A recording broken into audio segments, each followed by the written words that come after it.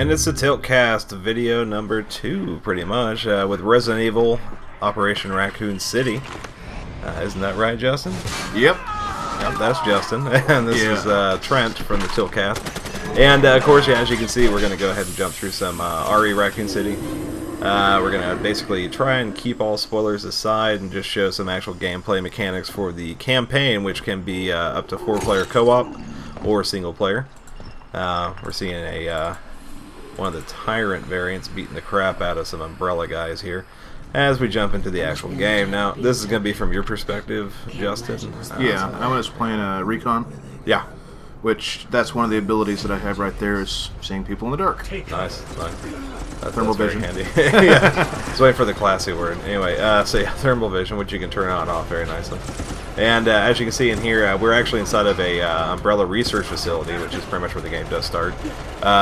For those who have kind of followed Resident Evil Raccoon City's development, they know that the game basically takes place within the time frame of Resident Evil 2, right? Where Leon Kennedy and Claire Redfield are running about doing their thing, as well as Ada Wong and a couple other people who do make cameos. We're not going to go too far into that. Yeah, it seems like the stuff that we cut out was all cameo stuff. Yeah. Because we didn't want to show who it was bringing in. Like, obviously, we're just playing these guys, which are kind of generic. Yeah, these are the Umbrella's special ops team, basically, who they obviously send in to clean up messes. Now, here's some basic game stuff here. You have your cover system. You can do blind fire like he's doing right there. Let's take a look. As you can see, we are fighting humans instead of zombies at the moment. That does change very shortly. Previously, you did see some melee attacks that he was using, so... Yeah, kind of unsuccessful at first. I wasn't quite familiar with the concept. Yeah, it takes a little handy to get. So it takes a little time to get used to. Here's a familiar face right there, some zombies. Yeah, I kind of wish that we'd recorded this from your perspective, because you were telling me when we did this that the zombie grabbed you and pulled you in the room, and you saw that. Whoever opens the door basically gets pulled in, and it's up to the rest of the team to try and save them. In this game, you can be grabbed by certain enemies, such as zombies, at which point you go into a analog stick QuickTime event to kind of boot them off. You'll see that here in a little bit. There's a couple other creatures that'll do the same thing, but if you see a teammate who's being attacked like that, you can actually come up and melee or shoot whatever enemies on them, and that'll boot them off. Now, on here is an interesting thing with thermal vision: zombies do not show up. I know. I was like, this will make it easier for them to see, and then I was like, oh, well, they're dead, so they're not showing up on heat vision at all. Yeah, no body heat, so hands off. Yeah, I gotta give them a little bit of props for that. I mean, there's some aspects of this game that I do like. I mean, I know there's a lot of heat on the internet right now. I don't think it's gotten above a 7 rating anywhere. Well, for these little touches they kind of put in there, I'll give them a nice, warm, hard, stiff thumbs up. Yeah. So. Well, I mean, we came into this, I mean, it was a really, really anticipated. It was on the Walking Dead finale. They had the commercial, and we're all sitting here going, hey, well, this is going to be Raccoon City. It's Resident Evil. But nobody was really sure because it seemed like it wasn't quite Capcom. And yeah, there's some good melees right there. Yeah, I was starting to run a little low on ammo. Yeah. And you can see I'm not the best with a pistol yet. Actually, pistol shots in this game are really... Aiming can be kind of a pain in the ass just because of recoil and everything, but at the same time, it's just getting those headshots because the zombies do move a lot. Yeah, and it's interesting. I mean, they're following the classic zombie rule that they've always had in these games. You got to shoot them in the head to kill them. Yeah. Or if you have the shotgun, just aim center mass and it'll blow them to pieces. Yeah. Or you can just pump as much ammo as you can into it. Eventually well, you'll blow their arms and their legs off and then whatever. Yeah, and in the game, they actually are definitely based on where you shoot. I mean, you can blow their legs off and they'll start crawling at you. So, pretty cool, pretty cool. And that was something they actually did bring into Part 2, Resident Evil 2 is when they brought that in. Yeah. So, I was kind of happy to see it. And also, it's just the atmosphere, the entire design of the game is very Resident Evil 2. As well as Nemesis, just it looks and feels like... Well, you're doing a lot of the office building stuff, you know? Yeah, but it looks and feels like Raccoon City did in Resident Evil 2 and Nemesis, which is nice that they didn't steer too far from that. Let's see. There is a lot of running around. You're just kind of jumping around between battles. And it gives us time to comment. Yes, it does.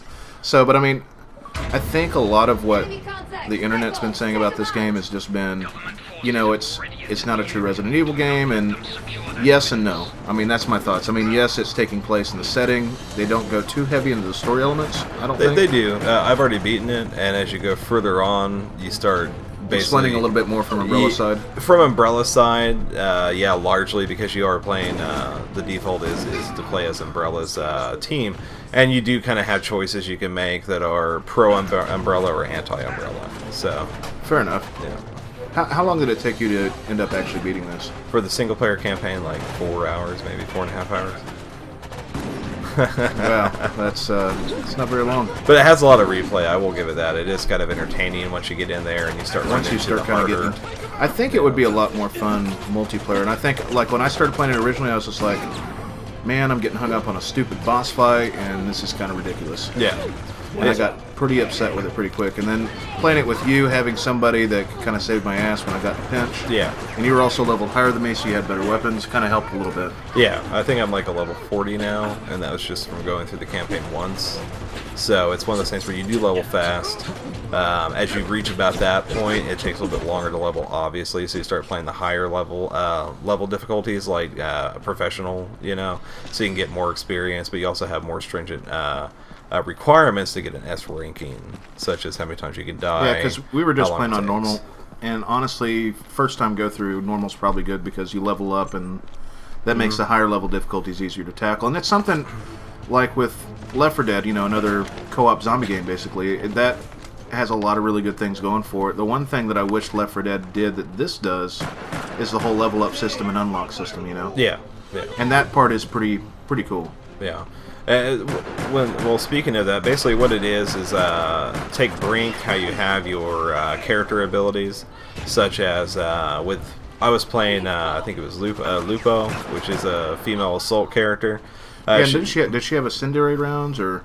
Yeah, she has an incendiary ammo that she can use, as well as let me take a look here. She also has like passive abilities such as like bulletproof skin, stuff like that. And what it allows you to do is you can put points into those by buying levels on it, and you can make your incendiary ammo last longer. The cooldown between it gets down to about 30 seconds, so you can just keep using it over and over again.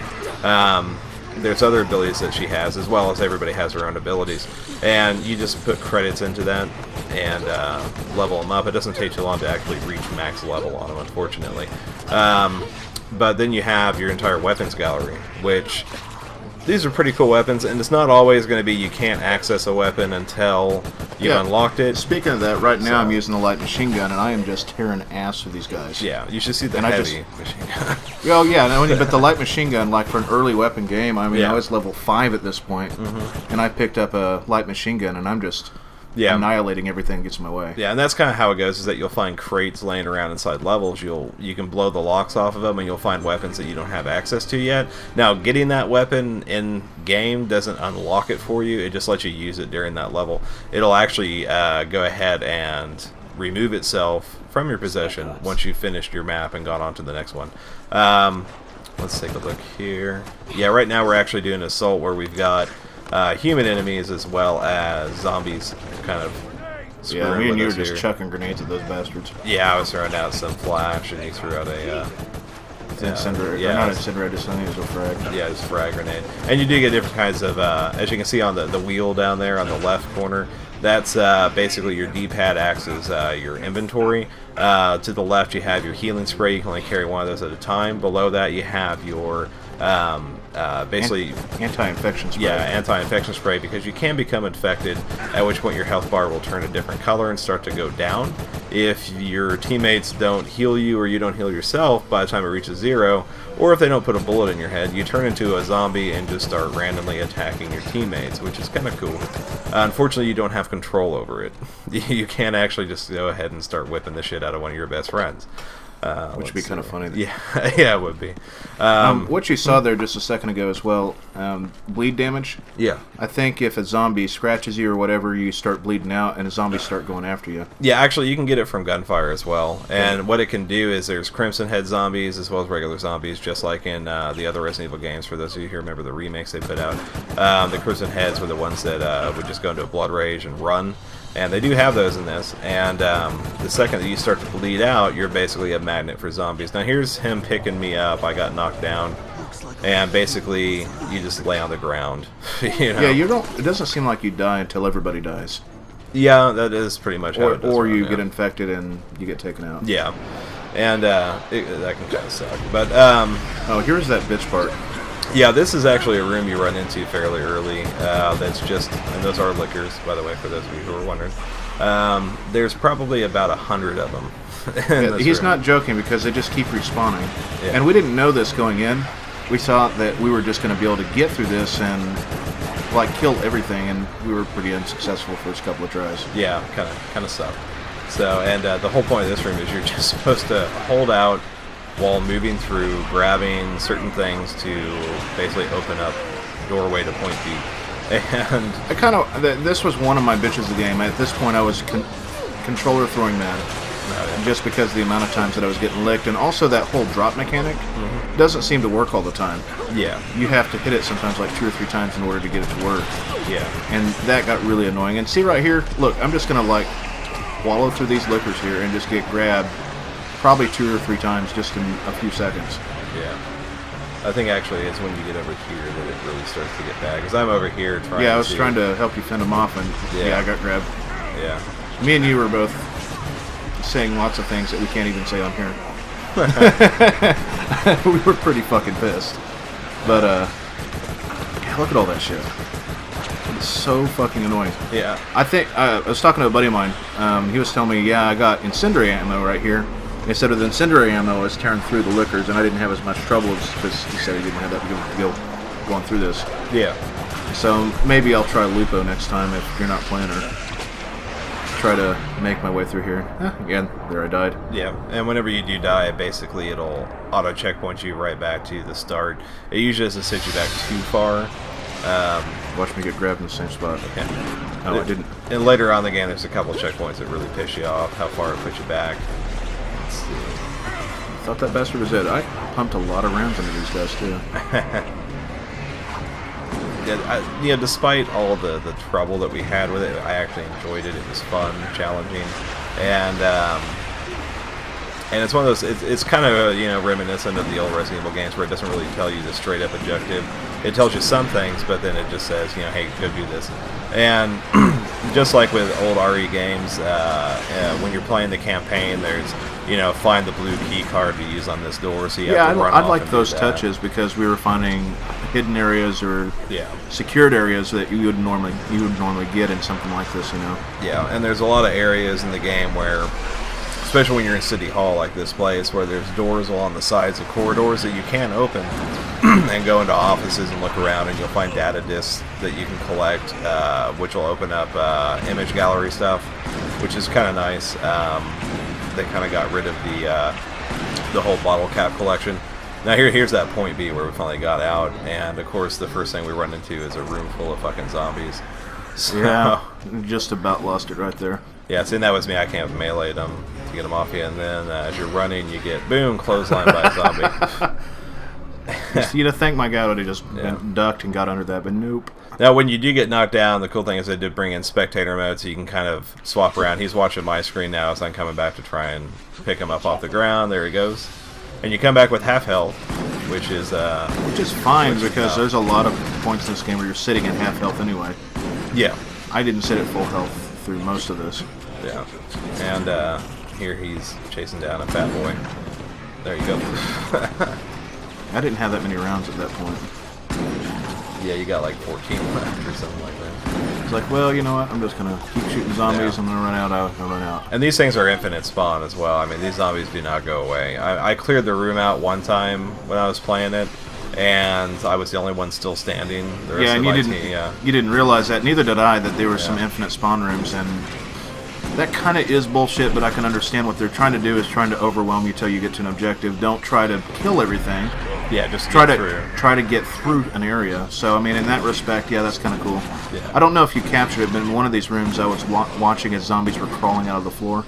I don't remember if it's on here, but yeah, I mean, you see that a lot. Which it's got some weird spawn points. It's yeah, like why right are they there? They were just crawling out right there. Yeah. And as you can see, I mean, we have an officer zombie right there, and we have civilian zombies. And of course, you do have different types of zombies, as I mentioned before, with the crimson heads, but you also have these spitter ones too. Yeah, you do have zombies that spit on you, which can kind of suck. But you also have like armor-plated zombies, which are SWAT team that are really hard to take down, and you got to shoot them in the head. always.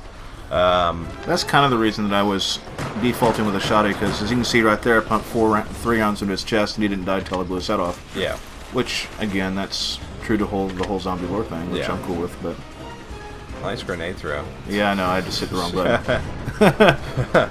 I was still pretty wet behind the ears at this point. You're like, eat it, stairs. Anyways, let's see.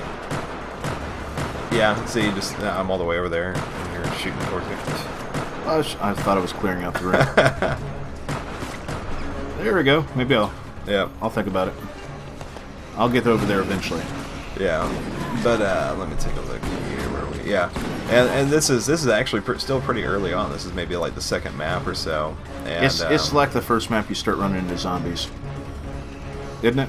You ran into them right before this, didn't you? No. The first map you're in the Umbrella facility. There's really no zombies. The second map you're finally surface side, pretty much, and that's where you start coming across zombies and a mixture of stuff. And we're actually going to leave this area and go on. And here we are at another map, which is the hospital. This was really... The atmosphere on this was really neat because there was like a birthday party that had been going on. Yeah. There's cake and there's balloons and then just a shitload of zombies. Yeah. And there is a shitload, as you can see here. At some point, I think I realized I need to get over to the corner, and that's what I'm doing right now, actually. Yeah. I was like, if I can get over to the corner, then I can get out of the... I can just sit over here and use my pistol and not... Get out of the fray and just kind of shoot from the side. Yeah, I just pick them off, and that's seemed to be a pretty decent tactic most of the time. Yeah. Yeah, and they're just everywhere. And, I mean, it's like it's like you think to yourself, a lot of people say, well, you know, slow-moving zombies are easy to get away from. And that's one of those things is, you know... Like, they start getting enough numbers, and it gets pretty intense. When they start stumbling, they can pick up a little momentum. So it's like old people, you know. Yeah. So, I wonder if was there a nursing home level at any point? No, I've always wanted there to be a nursing home level in a zombie video game. Like, it would be sad, but at the same time, you'd be thinking to yourself... This is kind of almost like you probably could never go to a nursing home again. Yeah, you probably say to yourself, "This is why I don't go to nursing homes because it's the one place I don't want to be when zombies come." So let's take a look here. Yeah, one of the things that I have a problem with is when you're running around. It just bothers me because when you're in tight areas, you can't run through the other players, even the NPCs.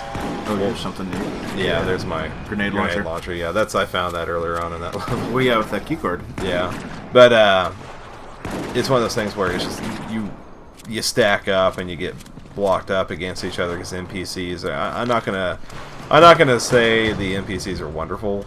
You got stacked up on me. I mean, we were running. There's a boss level where you got to do some running. Yeah. And me and you were getting tripped up on each other, and it should be like that. To me, it seems like you should just move them forward or something. You know? Yeah, you should be able to. It should be a little bit more elegant because, like, here in the door, we're all pretty much going to have to go single file through that door. Yeah.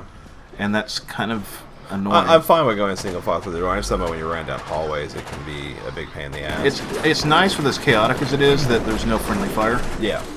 I think that would be ridiculous if there was.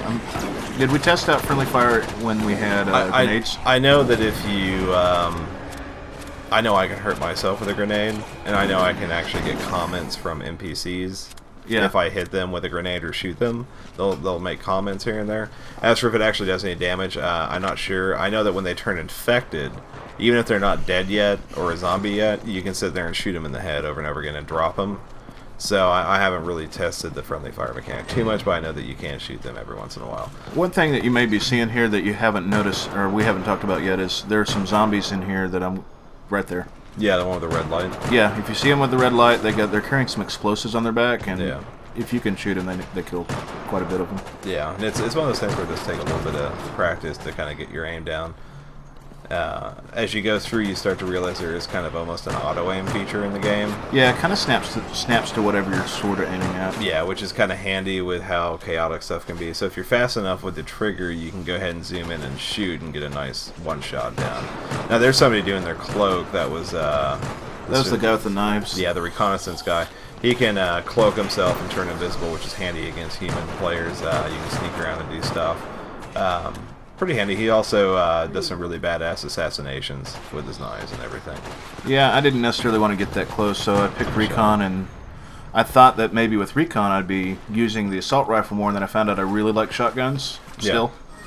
So that's kind of what I stuck with through this entire thing. That and the light machine gun.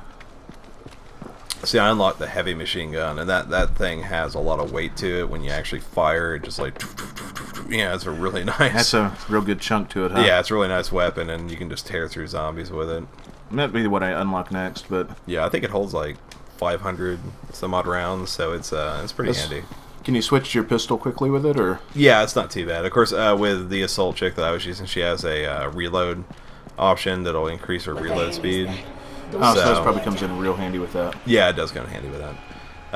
But of course, just like any game, it's always, you know, they tell you if you run out of ammo, just switch to your handgun if you're in a tight situation rather than trying to reload. So. And it's actually a really fast switch. I mean, you just hit left bumper and then there goes your pistol. Yeah, there is one problem with that though, is that whenever you do hit your left bumper, if you're moving really fast or anything like that, for some reason it does a camera snap to. It'll actually make you face forward rather than swapping your weapon out, which is a problem I found as I went further into the game.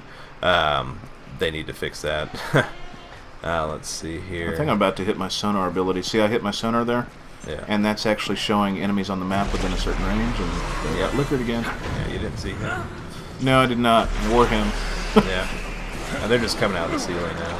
So. Now it's just kind of like, fuck this, I'm going to get some distance and start picking them off. Yeah. This room was actually fairly chaotic. Yeah, it's because it's just all over the place. You got exploding zombies as well as lickers, everything. Oh, shit.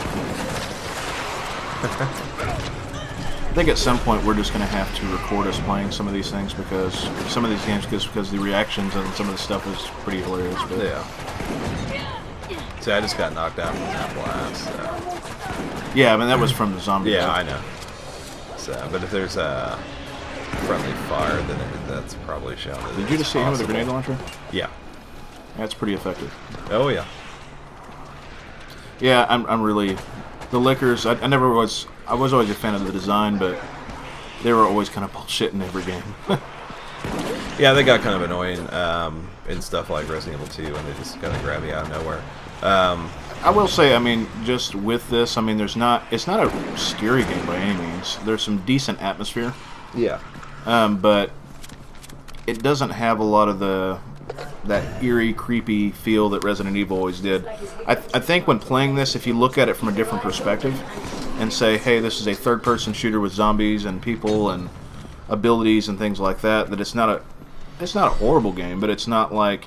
Don't go into this thinking this is Resident Evil 2 by any means. Yeah. I mean, it doesn't play the same. There's not any of that survival aspect. There's not any of the... I'm running low on ammo as much as that ever was. I mean, you're finding ammo all over the place. I mean, we run low, but we never ran out. No, I ran out. Did you? Yeah, as you get further into the game, you run into larger battles where you do start to run out of ammo. Well, but you also had your dumbass AI with you, too. I think if you had some people helping you pick stuff off, it might not have been as bad. No, probably not, but the size of some of these groups that you run into is just ridiculous. Like, I think there was one time where I had 50 zombies plus about 20 spec op guys, just all in one area, and I had to basically take all of them on. Did you just start shooting the spec ops guys and having the zombies attack them? No, what I did is I ran through the entire crowd to my objective and just bypassed the whole thing after about the third attempt, because there's snipers everywhere too, and if the snipers hit you enough, you start to bleed out, and then all the zombies just turn around and start barreling towards you. So it gets pretty chaotic. Let's see here, where are we now? Yeah, we're still in the hospital. We're up on the upper floors now, looking around. I think the group makeup plays a certain dynamic too. I mean, with me, I'm basically the spotter. Yeah. Whereas your character is basically just heavy infantry. Yeah. And then you got the guy with the knives. The guy with the knives is basically to kind of keep things from getting on you. Yeah. And then the last one is a healer. And I guess there's, what, 2 other classes? There's a total of 6? I think there's 5, actually. And then there's... I wonder why 5. That doesn't even make sense. But I don't know. It's kind of weird. But it's basically whenever you... If you were going into play the campaign mode by yourself, you can actually tailor-make your group by switching out which characters you want as your AI, which is kind of cool. Of course, they don't level at all. You're the only one that does level, which is fine by me. But... opening up their weapons would be nice. Now, here's something I love, which was a hunter. Hey. Yeah, waiting for him. And that was kind of a bitch. Yeah, he was easy. The first one was easy, and he didn't really do too much other than tap dance for a minute. Yeah, well, it's because we saw him and everybody flipped out and just shot the shit out of him. Yeah, and then out of nowhere you just kind of make your way into the burning office, because that's what you do when you find a room on fire. You walk into it.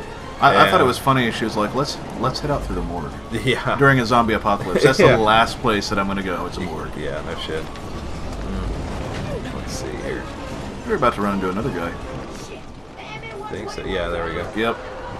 Yeah, there's more of them. Later on, I mean, there's a gas station scene. It's just epic, where you have a fuck ton of these guys, plus zombies, plus spec ops. So they kind of just up the stakes as you go further in, making it harder and harder. Let's see.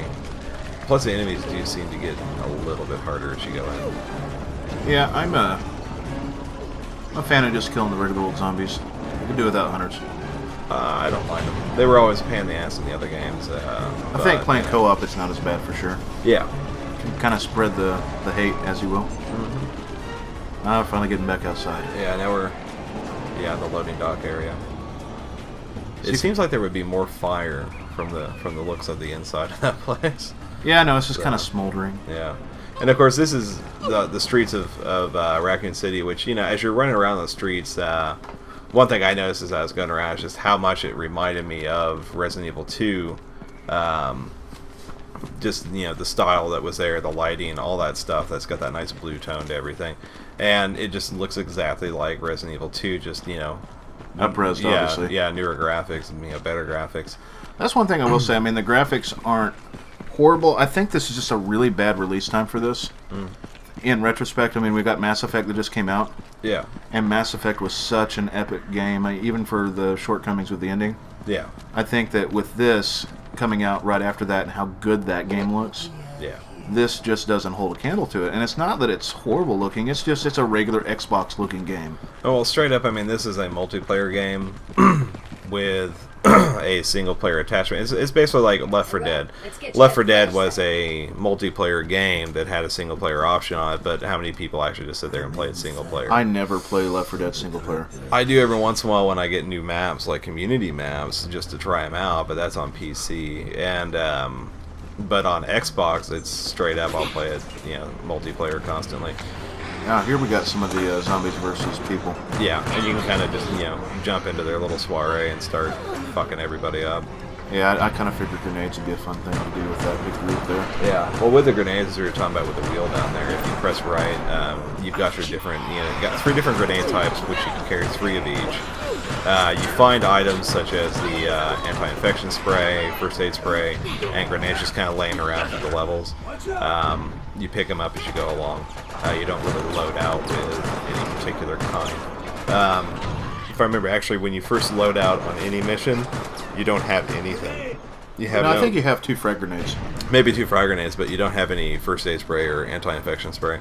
No, you always find that in the level. Yeah, and usually you find stuff like that early on. And there's, of course, green plants you can use to heal yourself. First aid spray works the same way that it did with the later RE games, where if you're in a huddle, you can heal everybody around you rather than yourself. Yeah, I wasted it a couple times early on. I was like, hey, I can heal you. And I did, and it probably wasn't a good idea, but... Yeah. But it's kind of neat to just see the whole... the spray. The hairspray action going on. Yeah. Yeah. You gotta get that pompadour going under the helmet. Yeah, but see, you look at the streets, and it just reminds you a lot of Resident Evil 2 with the way it was all laid out, with the buses and the cars scattered about, the barricades and everything. It's very just reminiscent of it, which they did a great job on catching that vibe. So I was pretty happy with it. And with that, we're going to go ahead and hop into this next part, which is going to take us to a more atmospheric area, which is the cemetery. This feels more zombie-like, and you can see I just threw up my sonar. I was looking for zombies, like, oh, there's some more coming in. And this is where the shotgun comes in really handy. And these are all runner zombies, so they're, you know, bat crazy. Well, do you remember what game they started doing runner zombies? They really didn't do runner zombies until they started putting out, if I remember, the Resident Evil remakes. When they did Resident Evil 1 remake, they had the Crimson Head that they introduced, which might have been introduced in Resident Evil 0. I don't remember. Yeah, there's been so many damn Resident Evil offshoots. Well, in the last several years. Well, Resident Evil 0 was Resident Evil Biohazard. It was not Biohazard, but no, I think it was Biohazard. That was the one that was put out overseas originally, and they finally brought it over here on the GameCube. And then they put out the Resident Evil remake, which is still a fantastic game, because that was the full story that they wanted to do with the first game, but because of size limitations, they couldn't do. Yeah. Because it had to be a single disc game. So, and I still love that GameCube version. It's a great version of the game. Let's see. Yeah, this is basically moving beyond basic run around, just getting from point A to point B. This is actually where we ended up at, which was a reactor room for something or other, and we had to basically take it down with EMP grenades. Yeah, as you can tell, I mean, obviously we haven't really showcased like any of the story moments or any of the story beats. Yeah, we're just kind of catching gameplay through the first campaign. Yeah, we wanted to kind of stay away the original from footage on this was 2 hours long. Yeah, we wanted to stay away from story because there is story in there. In fact, I mean, that's what I was talking about right there. Yeah, as you're going around, walking around the game, there's a lot of story if you listen to what the characters are talking about and stuff, the actual Umbrella team, as well as what the random people you run into talk about. You don't really start getting a lot of the bigger cameos until probably like chapter 4 or 5, and let's see here. Here we're basically holding out against zombies as well as some Spec Ops guys that come in. Yeah, there's a sniper up there that's kind of taking my ass down. Yeah. One thing I'm irritated with is the cover mechanic. Sometimes you just kind of stick to stuff, and it's the whole sticky cover, which I'm never a fan of. Yeah. But they seem to make do. I mean, there's so many different controls already. I guess that was the only thing I could think of that would work. Mm-hmm. It's kind of weird, though. I mean, it's weird having a cover-based third-person shooter with Resident Evil. It works ultimately. Now, people can complain about how it's not a Resident Evil game. That's fine. But you know what? They said the same thing about Resident Evil 4 when it came out, because it was a departure from the old style. Yeah, because there's a lot more movement. Yeah, there's a lot more freedom to kind of move around and actually aim. And I was happy with those changes. This one, I'm not really tagging this along with stuff like Resident Evil 4 or 5. This is just a game, you know? Yeah, this is just a game, and I think that's the perspective that I'm going to keep looking at it from. Yeah, it's like Resident Warfare. So. Yeah. And, yeah, we won that level, so. But either way, I mean, I like the game. It's fun when you get in there with more than 1 or 2 people. So. Yeah, it just, ultimately, as a Resident Evil title, I think it's fairly average. Yeah. I think that if you take away from it that you're just going to play it as a game, yeah, I think you'll be all right with it. I wouldn't give this like a 5-star rating by any means. No, there's too many things wrong with it. But as you can see, we had some fun with it. Yeah, we did. So, and we also rented it from Redbox. Yeah. I didn't want to pay full price for that. But anyways, but that's basically our cap on it. So yeah, you can find out more from the show. Of course, we'll be talking about it this week. Yep. At tiltcast.com. Yeah, see you then.